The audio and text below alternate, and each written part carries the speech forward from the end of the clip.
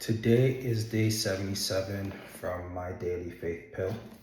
Today we are Wednesday, March 18th, the 77th day of the year, and we're going to read our one-page motivation for the day.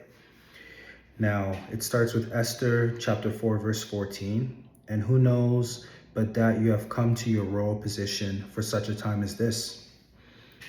What if the entire trajectory of your life, the family you were born into, the city of your birth, school you attended, was precisely orchestrated by God? What if you were brought into existence for this very moment, for this exact season you are currently navigating? This profound thought echoes the story of Esther in the scriptures. Esther was, having become queen through her marriage to the king, faced an existential threat to her people, the Israelites. Haman, the king's trusted advisor, harbored a deep-seated vendetta primarily aimed at Esther's uncle Mordecai and resolved to eliminate all the Jews.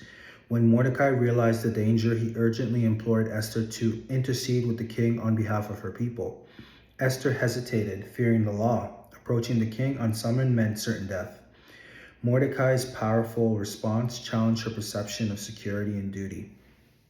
Do not think that in the king's palace you alone of all Jews will be spared. For if you remain silent at this time, relief and deliverance for the Jews will arise from another place. But you and your father's family will perish. And who knows but that you have come to your royal position for such a time as this? This question is directed squarely at you today. What if the entire reason you attain your current position, whatever your sphere of influence, your career, your relational status, your location, is for a time like this? Perhaps the challenges you face right now, the struggles within your family, the pressures in your nation, the personal trials that cause you to question why me, why now, are not random occurrences.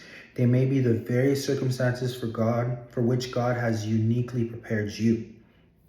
There is a specific work God desires to accomplish through you, a task no one else is positioned or equipped to complete. You might be going through an illness, a painful breakup, or a difficult setback, and your primary emotion is distress.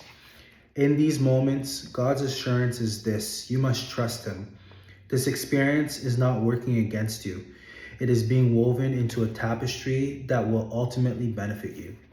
When you successfully navigate this trial and you possess everything needed to overcome it, God intends to use your testimony to inspire thousands, perhaps millions. Consider the powerful transformation in the life of Sarah Jakes. At one stage, she faced a difficult personal situation involving an unplanned pregnancy. While that circumstance may not have aligned with the perfect plan, observe how God redeemed it. Today, Sarah Jakes' story is used by God to inspire countless people globally. What the enemy intended for evil, God has definitely turned around for good. While you might be tempted to grumble about your current state, pause and ask, what if I was born for this very challenge? What if the essence of why you were brought into this world is to walk through this experience, not to break under it, but to pass through it victoriously? Your task is not to complain, but to persevere. Know that God is with you, He sees you, and He's sustaining you. He will utilize your story, your victory, and every experience you are currently enduring. Many will look to you for hope and strength because of what you overcome. Nothing is working against you. Everything is being aligned for your ultimate good. Understand that the God who placed you on this earth does nothing without purpose. There is no such thing as wasted pain. Every trial has an accompanying divine objective. So when you question why you were where you are, remember that you may have been providentially positioned for this moment to conquer your trial and emerge as a powerful voice of inspiration to millions. Step out today knowing that God is for you, with you, and He loves you immensely. You're equipped for the season you're in. This definitely speaks to me because at many times in my life, I felt like I was just going through way too much. Before I kind of set out in the career that I am in now, I did a lot of warehouse work and construction work and all these things. These things taught me perseverance. Man, it taught me to be resilient. I've worked every hour of the day, every day of the week. It doesn't matter. But all those things built me up. And then I started doing door-to-door claims after kind of going through everything. I even worked for the government. And then I started working in insurance, and that's where I am now.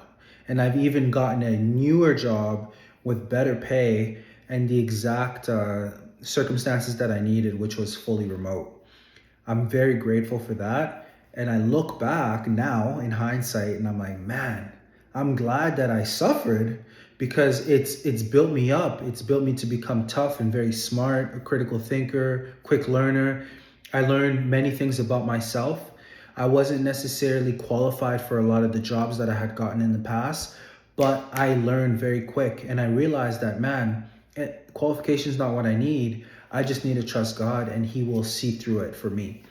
So sometimes you have to understand, like, you got to look at the bigger picture. God is crafting something for you specifically, and He needs you to have these skills. He needs you to go through this pain or whatever the case might be to be prepared for His goodness.